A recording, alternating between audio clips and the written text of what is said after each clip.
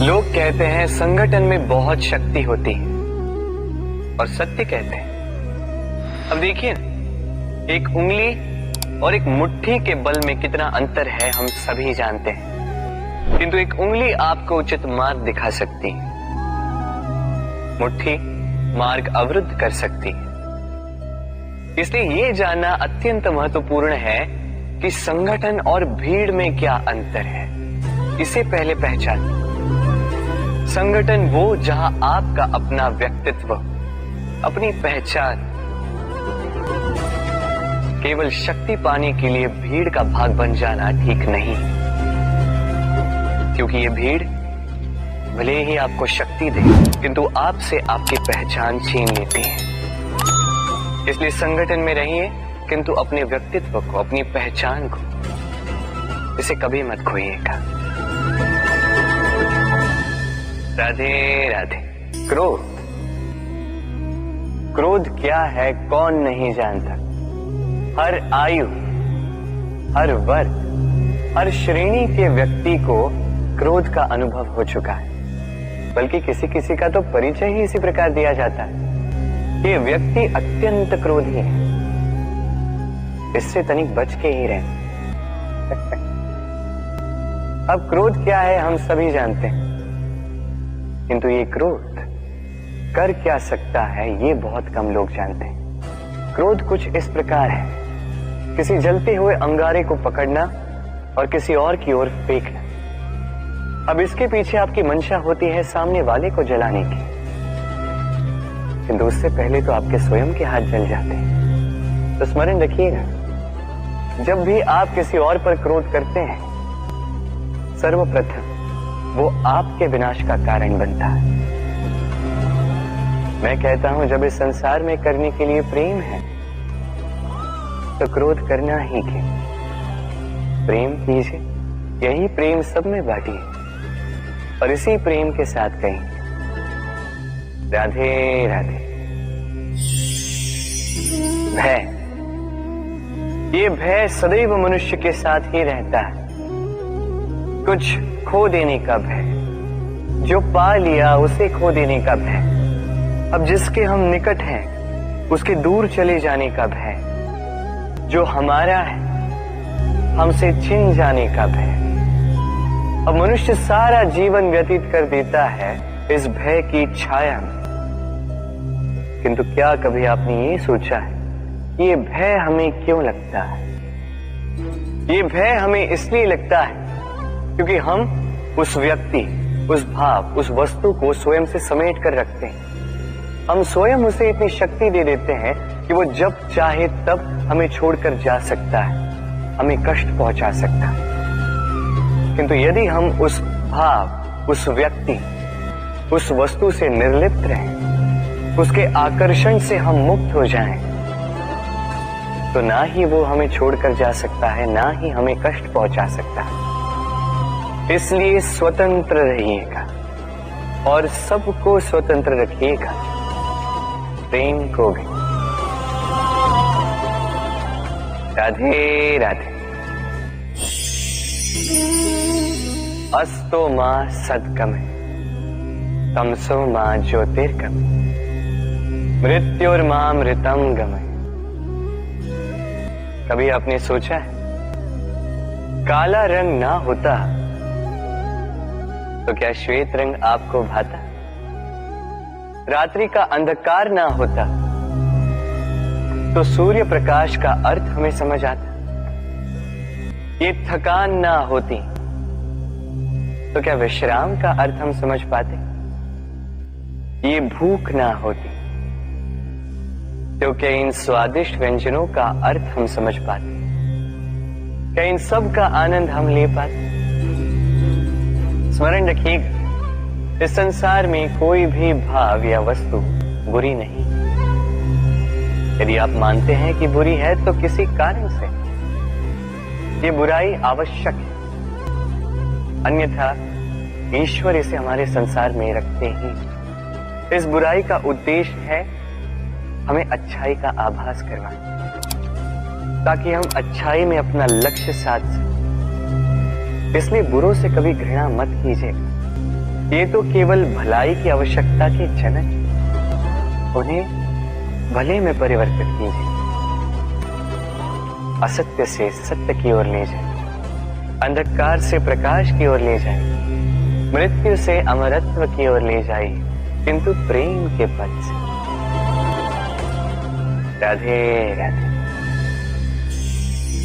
अक्सर हमारे पास एक बहाना होता है, एक खींच होती है कि संसार में हम करें तो क्या करें, जो हम करना चाहते हैं वो पहले ही कोई कर चुका है, हमारे पास तो कुछ करने के लिए ही नहीं है। यदि आपको उदाहरण दूं तो इन पूजा की थालियों को देखिए, पहले से ही सब कुछ सज्ज करके रख दिया गया है। अब ऐसे में हम सोचते हैं कि करना क्या शेष है, सब कुछ तो पहले ही हो चुका है। अब यहाँ पे समस्या कर्तव्य में नहीं है, यहाँ समस्या हमारी सोच में। हम ये सोचने में समय व्यतीत करते हैं कि क्या हो चुका है। हमें ये सोचना चाहिए कि क्या करना अब भी शेष है जिसमें हम अपना योगदान दे सकते हैं।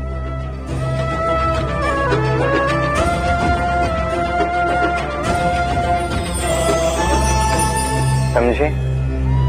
संसार में ऐसा कोई कार्य नहीं जो पूरा, आप सदैव उसे आगे बढ़ाने के लिए प्रयास कर सकते हैं। आप उस कार्य को और श्रेष्ठ बना सकते हैं। बस आवश्यकता है तो सकारात्मकता की।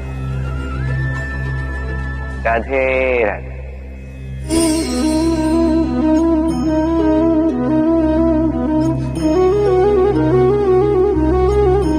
चलिए आज आपसे एक प्रश्न पूछता हूं। मनुष्य अंधकार से भयभीत रहता है, ऐसा क्यों?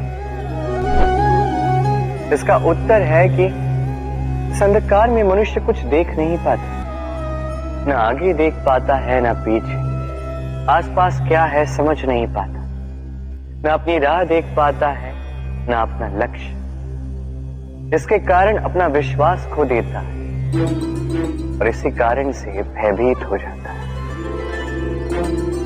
चलिए अब आपसे एक और प्रश्न करता हूं। क्या इस संसार में इतना अंधकार है कि इस दिए का अस्तित्व ही मिटा दे?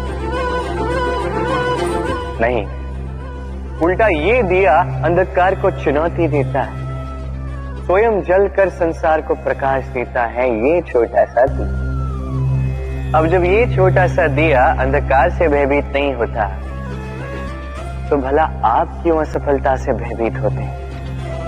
आपके भीतर एक अमर आत्मा है, बस आवश्यकता है तो उस आत्मा को जगाने की। अपने भीतर की इस ऊर्जा को जगा कर तो देखिए, सब कुछ दिखेगा। राधे राधे। विवाह प्रेम का लक्ष्य है, ये भ्रम है था। और इसीलिए मनुष्य सदैव ये भूल कर बैठता, सोचता है कि विवाह ही प्रेम का लक्ष्य है। मनुष्य प्रेम को पाना ही प्रेम समझ लेता है। अब देखिए ना, इस संसार में कुछ ऐसे भी भाग्यशाली लोग हैं जिनका विवाह उनके प्रेम के साथ होता है।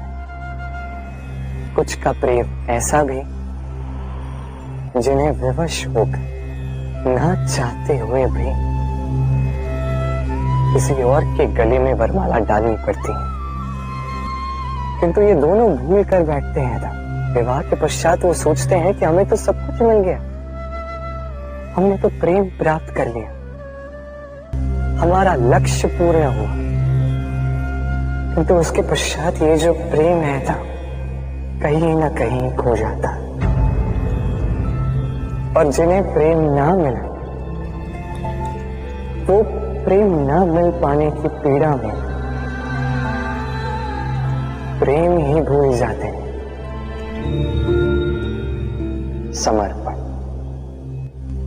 100% निस्वार्थ समर्पण, वो समर्पण जो किसी मां के मन में अपने संतान के लिए होता है। क्योंकि ये प्रेम दाव, ये प्रेम पाना नहीं है, ये प्रेम देना है, अपने आप को, अपने अस्तित्व को, अपनी आत्मा को समर्पित कर देना। ये प्रेम ना ही शारीरिक है, ना ही भौतिक। ये प्रेम तो अपनी आत्मा का समर्पण है। ये विवाह एक संबंध अवश्य है और इसमें कुछ भी अनुचित नहीं है। ये विवाह प्रेम से प्रतिबंधित नहीं है था। ये प्रेम कहीं ऊंचा है। अब यदि मैं आपको उदाहरण दूं, तो क्या राधा के विवाह के पश्चात मैं उसके सुख की कामना करना छोड़ दूं? कैसे मैं प्रयास न करूं कि राधा जीवन में सदा सदा के लिए सुखी रहे? क्या मेरे मन में राधा के लिए प्रेम कम हुआ? कृष्ण का राधा के प्रति प्रेम कृष्ण में समाहित है ना? दाऊ, ये प्रेम पाप तब बन जाएगा जब इस प्रेम के बदले हम कुछ चाहेंगे, किंतु यदि ये प्रेम समर्पित हो तो ना ही ये अनीति है, ना ही ये पाप है। पर सेतु बांधने की कथा के विषय में तो आपने सुना ही होगा। श्री राम की सेना को 100 योजनों के समुद्र को पार करके लंका पर आक्रमण करना था। वास्तुका, नल और नील ने सेतु बांधने का उपाय सोचा, किंतु अब सेतु बांधा कैसे जाए? समुद्र इतना गहरा है, कितने पत्थर डाले जाए कि पार करने लायक स्थान हम समुद्र से ले सकें। तब किया गया एक काम, पत्थरों पर लिखा गया राम का नाम, और जब इन पत्थरों को सागर में फेंका गया तब वो तैरने लगे।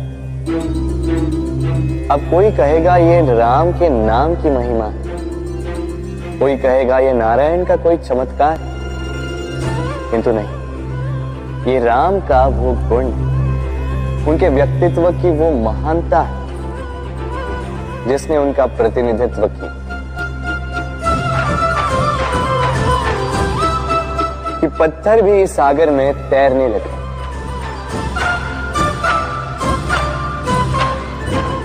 उसी प्रकार जहां हम नहीं होते वहां हमारे गुण हमारा प्रतिनिधित्व करते हैं।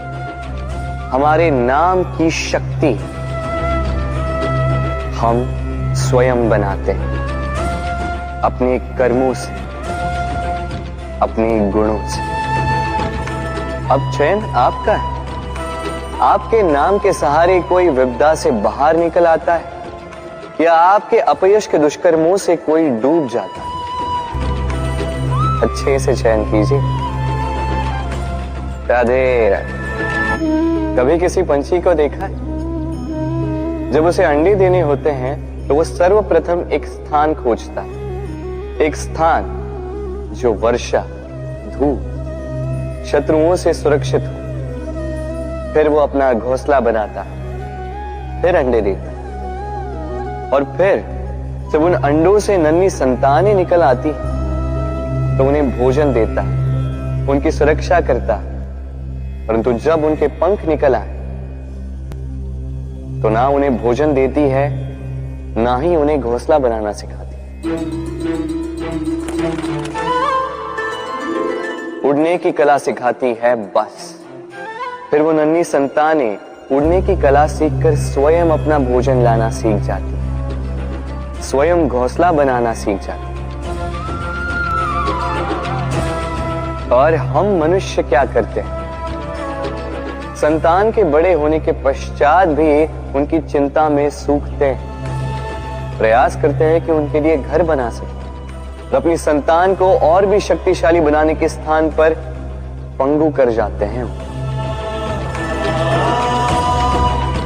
जीवन में वही कीजिए जो एक पंछी करता है। अपनी संतान को उड़ने की कला सिखाइए, संस्कार दीजिए, और एक समय के पश्चात उसे स्वयं अपना आकाश चुनने को मुक्त कर दीजिए।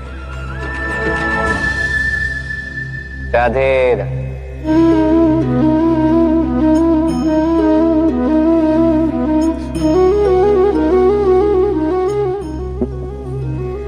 अब आप सोच रहे होंगे कि मैं इतनी एकाग्रता के साथ इस चींटी को क्यों देख रहा हूं। आपको बता दूं कि आज इस चींटी को देखकर मैं मंत्रमुग्ध हो चुका हूं।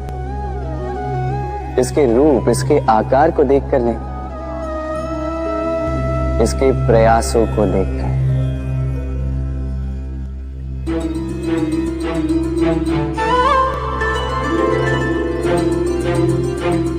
आप जानते हैं, अनगिनत प्रयासों के पश्चात चींटी अपना एक छोटा सा घर बना पाती, जो अन्य जंतुओं के लिए सरल सी बात है।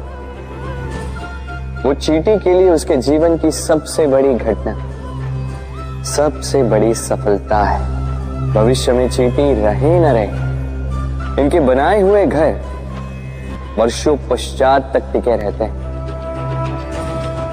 जीवन में सफलता के साथ भी ऐसा ही होता है। आपको एक दिन में सफलता नहीं मिलती, किंतु यदि आप प्रतिदिन प्रयास करते रहे तो एक दिन आपको सफलता अवश्य मिलेगी। स्मरण रखिएगा, भाग्य के द्वार उनके लिए नहीं खुलते जो हार मान लेते हैं। भाग्य उनका स्वागत करता है जो उठकर उनके द्वार खटखटाने का प्रयास करते। तो प्रयास करते रहे, सफलता एक न एक दिन आपके पास आएगी। राधे राधे। क्या प्रेम में विवाह करना अनिवार्य है? तुम्हें क्या लगता है? बात बुराई की नहीं है राधा, बात है बंधन और जुड़ाव की। राधा, विवाह एक ऐसा पवित्र बंधन है जो दो लोगों को एक जीवन के लिए बांध के रखता है, किंतु प्रेम एक ऐसी भावना है राधा जो दो प्रेमियों को अनंत काल तक जोड़कर रखती है। विवाह में कोई बुराई नहीं है राधा, किंतु क्या इसे प्रेम के अनंत बंधन का अंग बनाना उचित होगा? जो प्रेम अलौकिक है राधा, उसे सांसारिक बंधन में क्यों बांधना? हमें देखो, इस क्षण को देखो, अभी भी हम साथ में ही है ना।